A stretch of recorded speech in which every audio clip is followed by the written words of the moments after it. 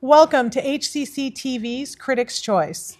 Thank you for joining us on this special episode. I'm Randee Ramsey, Executive Director of Southwest Alternate Media Project and an HCC film faculty. Joining me is my partner in crime, as always, Peter Vonder Haar, Houston Press film critic and the author of the Clark and Clark Mysteries, which I hope we're adapting into a film soon.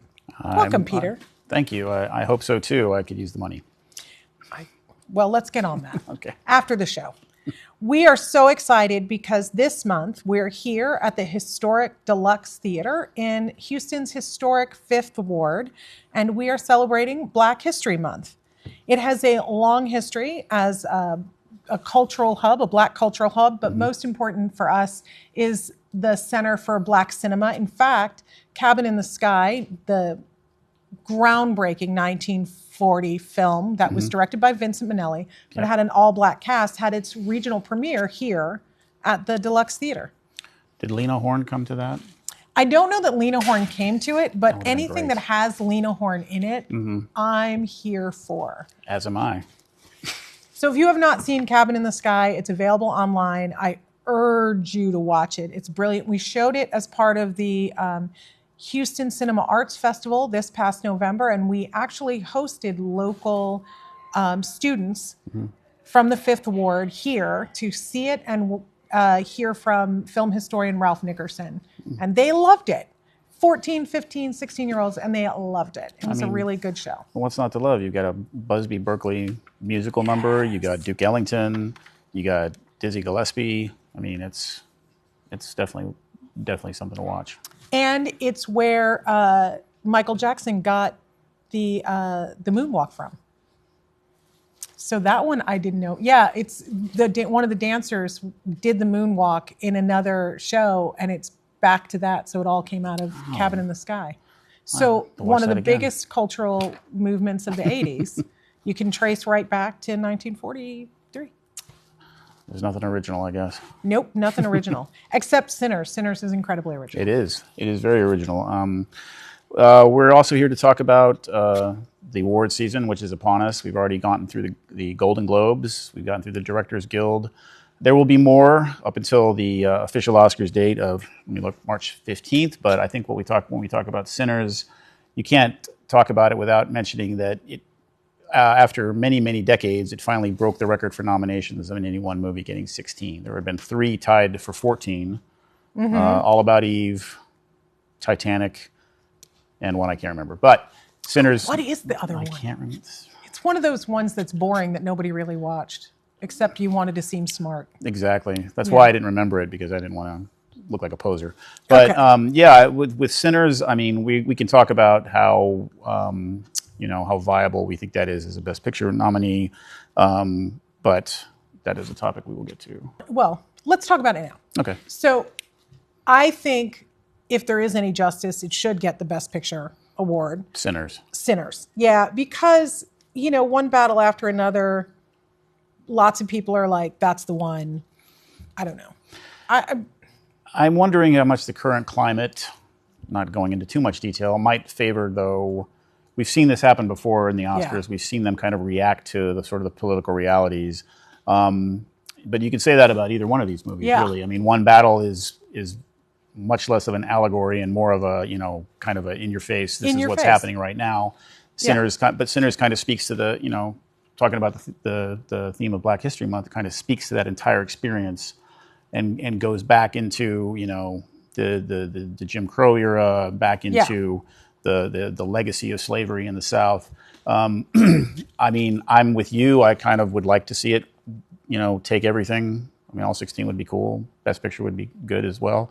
But I don't know. I have the critical gut feeling that I think it's going to be One Battle. After it's taken the Golden Globe, after Paul Thomas Anderson won the Directors Guild Award, that's typically the harbinger for what's going to take it in the Oscars. Yeah, I think it's good that it won a historical number of nominations, so we're already there. I think it would be a big cop-out if they're like, well, we gave it the most nominations ever, that's our nod. I think in the current climate, when we're talking about literally history monuments are being taken out of national parks. I think, I don't know, but also like just from a pure art. I watched it again. I looked at it and I went, and I'm using clips of it in my class. This is a master class in camera movement. It's a master class in directing the audience's attention. And I just kind of go, how do you look at that and go, well, I mean, one battle after another. It's not that it's not good. It's, for me, I'm like, it's a little bit in your face. It's a little too, and this is what I say in my writing class, it's a little on the nose. You know? Yeah, I think there's a lot more. There's, I mean, as much subtlety as you can say there is in a movie with, you know, vampires in it, but it definitely has more of a message. I think definitely that's kind of, there's different themes running through it as well. It's not just this overarching, this is a rebellion, and then you kind of couch this father-daughter story within it, like you have in One Battle. But there's so much going through Sinners. I saw it 3 times in the theater. Like, that was how much I enjoyed it. So, you know, I'm biased. But on that note, is there anything that leaps out to you about the nominations? Anything that you are Marty focusing Supreme. I don't know. I didn't get it. Did I not get it? I was like bored. Like, I was like, I want to like it, but I just don't care. I think your enjoyment of that is going to hinge on 2 things. 1, how much you can stomach Timothée Chalamet, and 2, how much you can stomach the Safdie brothers, or in Benny Safdie in this case. Like, it's a lot. It's very frenetic. It's very it almost, I don't like to use the expression try hard, but it kind of has that quality about it. Like, you can feel Chalamet gunning for that, and that puts me off. I think it puts a lot of other voters off too. I mean, my takeaway from it was, this got nominated, and I was like, but there were, I don't know. Cough. F1 cough. No. Yeah, I mean, there were things that were better shot. There were things that were better directed. There were things that had better performance. It was one of those, like, I don't know. I guess it's like Begonia. You're going to like it or you're not going to like it, right? I like Begonia, but we don't need to go there. No, but look, I went to Cal Arts. I like arbitrarily weird, you know, but it's one of those things where it's like, it's either your cup of tea or it's not your cup of tea. Well, I mean, this is Yorgos Lanthimos. I mean, this is arguably his most accessible movie. Like, it really kind of, I mean, the stuff that he's done prior to this, you look at it and really is, the weirdness is kind of off-putting. This at least has, I mean, it's got Emma Stone, it's got Jesse Plemons, who you recognize. I mean, yes, it's a little bizarre, but I think compared to his previous catalog, it's a little more user-friendly. Well, and then we can talk about weirdness. Let's talk about Tarkovsky, but that's for another day. Did he get nominated? No, I'm just never. But I mean, like, it's just oddly odd to be odd. Yes. Okay, well, we're getting the wrap it up sign, so we'll be right back after a quick commercial break. There wasn't a seat, so we built a stage. They told us to dim our light, so we stood in the spotlight.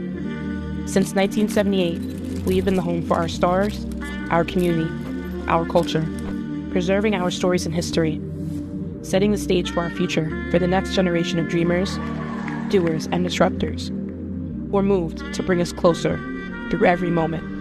Your story starts at Crossroads. Visit crossroadstheatercompany.org. For over 50 years, HCC has been here for you. Affordable, accessible, focused on your success. This is your college, growing, evolving, expanding with you. More bachelor's degrees, stronger workforce training, online learning with global reach. A new name, a same mission, bigger vision. Houston City College, local focus, global reach. Register now at hccs.edu. First tee was more than golf. It's where I discovered what I'm capable of. You didn't just prepare me for 18 holes. You were preparing me for every day of my life. Learn more at firsttee.org. Why be at the forefront of childhood cancer research? So Hunter can climb his favorite tree again. But we can't do it without you. Help St. Jude give children with cancer more moments.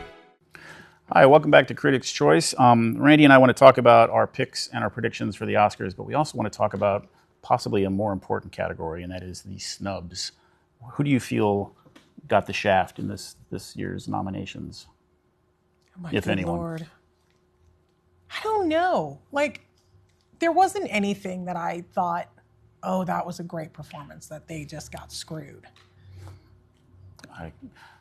Well, I can jump in then because Go ahead, I jump think in. what we saw, and we kind of saw, we've seen this before. Oh, Kate Hudson. Thank you. Kate Hudson was so good in Song Sung Blue. She was so good because honestly, I'm just going to admit, I really enjoyed it, but probably that was the music, or maybe it was me reliving my childhood. I don't know. It could be both. But also, like, it was just unapologetically a tearjerker, cheesy, and I just deeply love Hugh Jackman. And that thing, she got crushed by a car. She was like the ne'er-do-well single mom. Like, that could have gone, that performance. Spoiler. Well, come on, if you haven't seen it by now. It could have gone over the edge into like terribly cheesy, second-rate soap opera. And I will say that Kate, if it were anybody but Kate Hudson, I think it would have been bad. See, that's where we're going to have to differ because I know she did a fine job. I think her performance was perfectly good. But to nominate her ahead of someone like, in my opinion, Chase Infinity in One Battle as Leo's daughter, and ahead of Amanda Seyfried in The Testament of Anne Lee, were two, I think they were very powerful. They were, showed more, I don't know. Hudson's to me was, I'm happy and now I'm sad because I got hit by a car, and she goes through the whole kind of, general, I'm addicted to drugs and here's my, triumphant redemption and things like that. I thought there was more, I just thought to me, there was more subtlety. There was more sort of blend in the other performances. Look, Chase Infinity's performance was better for sure. But I will say this. Kate Hudson made us like a mother who was terrible. She was a terrible parent. And you still liked her. And then she was a drug addict. And you still liked her. Well, and you were still rooting for her. And I just think that there's not a lot of actors who could have done that. I mean, and let's just be honest. The script wasn't great. No. I mean, it literally, that whole movie is done on the likability of Hugh Jackman and Kate Hudson. Absolutely. You put Timothée Chalamet in there, nobody's watching that for the rest of their life. I think, that for me was it. But Timothy's going to be catching strays all night, it sounds like. I mean, poor Timothy.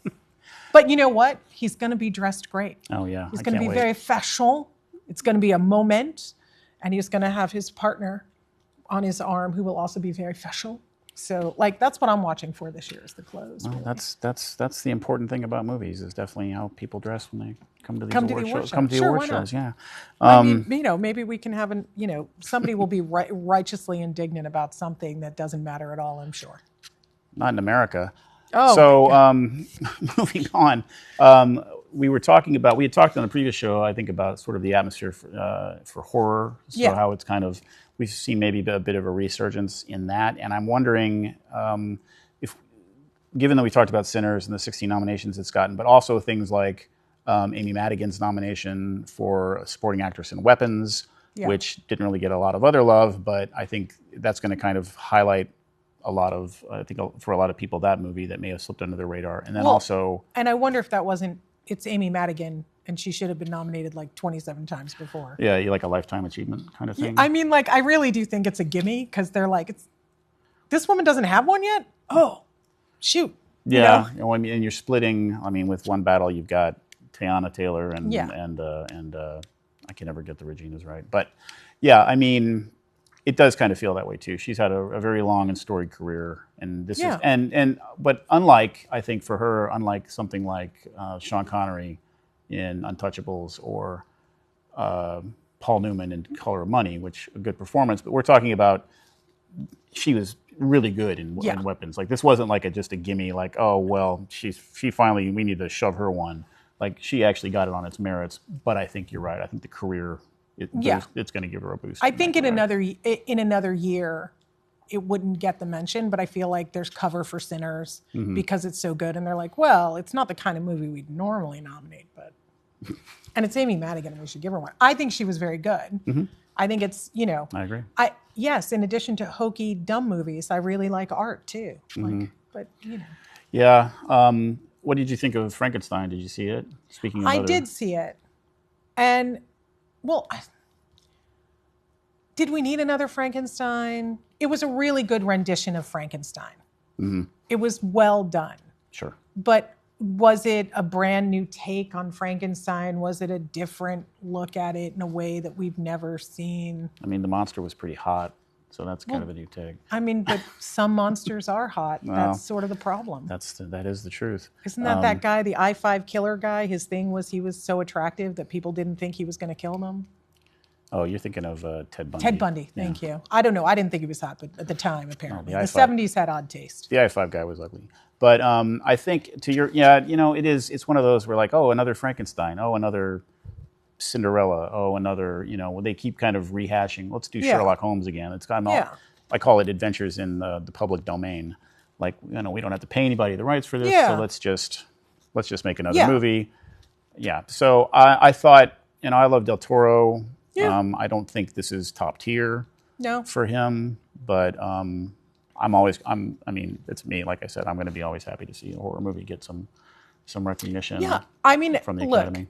I teach at college. My students love horror movies, so I watch them. I'm grateful to see that they are being done artfully and well, and that they are being raised up as a cinematic art form. So I'm not mad about that. As horror movies go, was this a good one? Sure. Yeah. Do I think it's like his best work? No.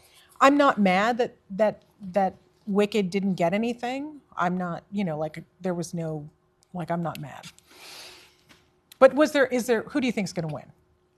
For Best Picture? For anything. What's your one, this is the one that if they win, they should win, it's the best. I don't think One Battle is a lock, but I think it's the trend. It's trending that way. I think Chalamet's the same way. I don't think it's necessarily the best. If we're talking about a nominee that I think deserves it for sure and is probably going to get it, it's Jessie Buckley for Hamnet. Not a movie that I didn't really enjoy other than her performance. Yeah. But when it can pull in a nomination strictly based on the strength of one person's portrayal, I think that says a lot. And so I think she's for sure. What about you? What's a lock? For me, I think Amy Madigan's a lock. Okay. I think she deserves it. I think she's going to get it. Okay. And I think well past time. And on that note, we're going to take another quick commercial break, and we'll be right back. We're going to talk about some Black film history. I know you're going through a lot. I wonder if you know that we can get help. Let's see how far we can go. Love, your mind. Community is the way we find our strength and share our hope. It's the way dinner on the table brings a family closer together.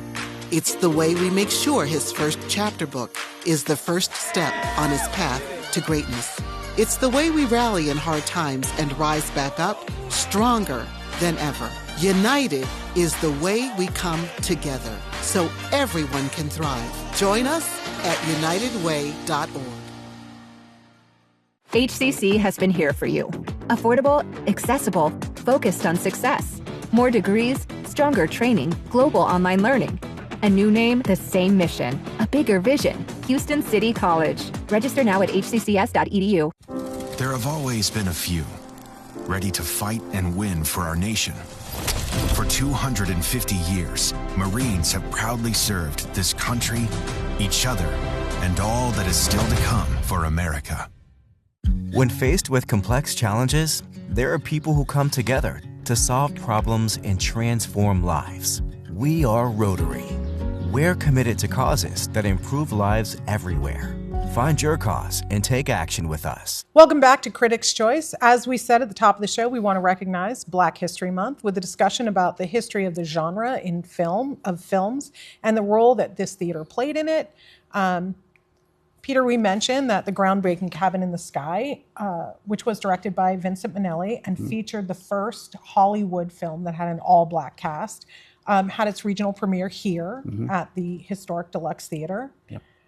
I mean, it's also noteworthy that it's a good film. Oh, yeah. I mean, there's, and not exclusive to Black cinema, obviously, but any kind of genre is going to have stuff that you don't want to revisit or even watch one time. But yeah, no, Cabin in the Sky was, I mean, it had the musical numbers, the cast. I mean, you had Like we've talked about Lena Horne, Eddie Anderson, who would go on to be Rochester on the Benny Hill show, or Benny Hill show, Jack Benny show. Benny Sorry. show. Benny Hill's British. I'm betraying my generation. So yeah, and it had like the musical numbers, everything. It was critically lauded as well, and very cool that it had its premiere in a theater right here in Houston. I think that's and it's just good. But I want to point out that without Oscar Micheaux, who's a black filmmaker that began making films in Fort Lee, New Jersey in 1910, he made over 40 films. Without him and other filmmakers who made films for segregated film cinemas in the South. Without them, there wouldn't be the black film industry that we have now. But also, there's a lot of good art. I mean, like there were good films that were made that addressed race, interracial marriage, and we're talking about the 1920s, the 1930s, the 1940s. You know, his film, which I just lost the name of. Within Our Gates was a direct response to Birth of a Nation, and was trying to counter those negative stereotypes that were put out there by that film that did, you know, let's be honest, a ton of damage for a really long time. Like there's a remaining stereotype hangover in the industry today. I mean, how many Law and Order episodes were the bad guy's the black guy in the hoodie? You know, like come on. Well, no, and that's absolutely true, and I think you see that. We talked about the influence, and like we get through the 50s and 60s, you get into the blaxploitation of the 70s, which directly influences the directors in the 80s, who directly influence them. The shame to me is that when you talk about a filmmaker like Micheaux, fully the majority of his catalog is lost in time. Like you can't, anything prior to say 1930, 1932, you just can't find it anymore, or you can only find it in like archival clips. Yeah, and it's sad. That's going to be the case a lot of times, but I always feel like when you're talking about filmmakers of color, whether they're black or Latino, there's less care taken in preserving. Like you have all, you know, in making sure that those stand the test of time and can be seen by future audiences. Well, and I will say he died in 1951 in Montclair, New Jersey, and there is a film center in Fort Lee, New Jersey. The Barrymore Film Center, which does have some of his films, and they have done some restoration, it's my understanding. So I would love to see more of them, and I would love to see us screen them, because take away the fact that he's black, he was just a good filmmaker. Right. He made good, solid films that are still inspirational to filmmakers today. Filmmakers like John Singleton, like Spike Lee, who also were inspired by the blaxploitation films of the 70s. You know, Superfly, Shaft, but they had urban topics, they had black cultural themes, they had really strong black lead characters, which was a rarity then. Oh, it was almost unheard of. I mean, they were supporting characters, they were the heavies or they were the servants in main Hollywood movies. And I think you also see, to talk about filmmakers like Singleton and Lee, among others, you get that they sort of tweak those themes to make them, you know, I don't want to say to make them more easily digestible to wide audiences, but honestly kind of did, because you look at the blaxploitation, you look at Shaft or you know, Foxy Brown, Cleopatra Jones. I mean, the novelty aspect of those went a long way towards their appeal to non-black audiences. But I think Lee and Singleton and others kind of took that message and sort of distilled it out more to make and added their own sort of flavor and their own characters to make it a little more give it more mainstream appeal, which I think it helped it kind of enter. We talk about Spike Lee now as one of the greatest filmmakers of the 20th century. You know, John Singleton going up into, you know, Ryan Coogler. Yeah, and I don't think there's a Jordan Peele or a Ryan Coogler without, or an Ava DuVernay without a John Singleton, without a Spike Lee. But they don't happen without filmmakers like Micheaux. Right. And that entire, because there is a history, a deep, rich cultural history of storytelling. I think of it like, and I think about storytellers like Tarantino, who so borrowed from other cultures all the time. And I think about it, it's like Elvis. Borrowed. Yeah. Appropriated, whatever. Elvis wouldn't be Elvis if it weren't for all the Black musicians that he learned from. Sure. And I think about somebody like Tarantino, who is arguably a student of film and who watches everything. And I mean, was it Arthur Miller said, great writers borrow, good writers borrow, great writers steal unashamedly. I think Tarantino's a filmmaker like that. And I think Spike Lee is one of the best filmmakers of the 20th century. But I want to say that as we look at an Oscar season that has the most nominated film ever, is written and directed by a Black filmmaker and stars a Black cast, predominantly. Like, that is standing on the shoulders of generations of Black artists that came before them. And it also kind of gives me, when we talk about the current environment and in the moment and things like that, it makes me wonder how much of that is a reaction to what we're seeing on a national scale. And even if it's just a sort of you can make movies that address current politics and situations, and not to say that Hollywood is powerless or that the Academy is powerless, but I think that you look at sort of what's arrayed against you right now, maybe this is the best way to say, hey, we're still going to honor diversity, we're still going to honor, the history of film in our country, and show that Black Americans have contributed as much, if not more, to our development as a society than you're acknowledging or allowing us to acknowledge right now. Well, and it gives me hope. Yeah. Because for every young Black filmmaker that's in my class, the biggest film of the year stars people that look like them, sound like them, are reflecting their culture, and it makes me think, this is the future of our industry, and I'm thrilled. Anything that involves celebrating the multiculturalism of America, I'm down with that. And if it's going to be just damn good films, right? And that helps.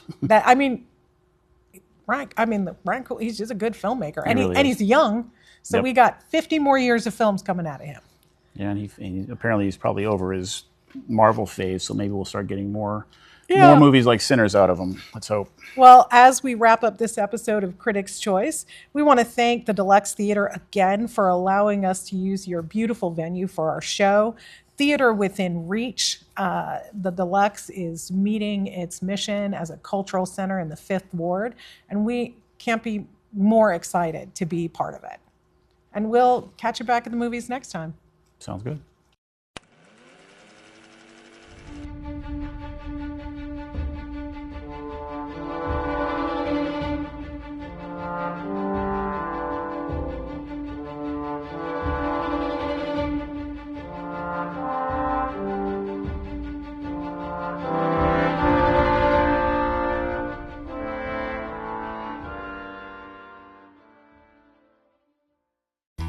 Today in America, millions of our hardworking neighbors are facing a hunger crisis. We're Feeding America, not just a name, but an action.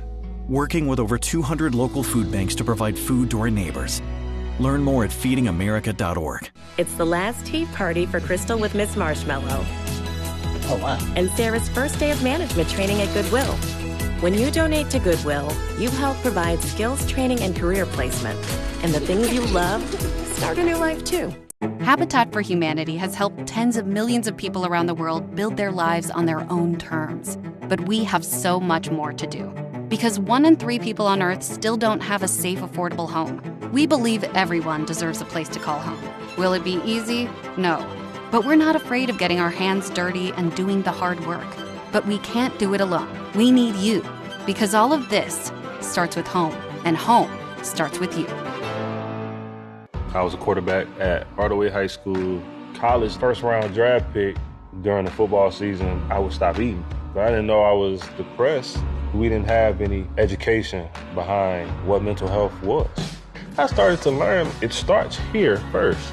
If this is together, I'll be better as a father and as a husband. We have to redefine what being a strong man is. And heal, love your mind.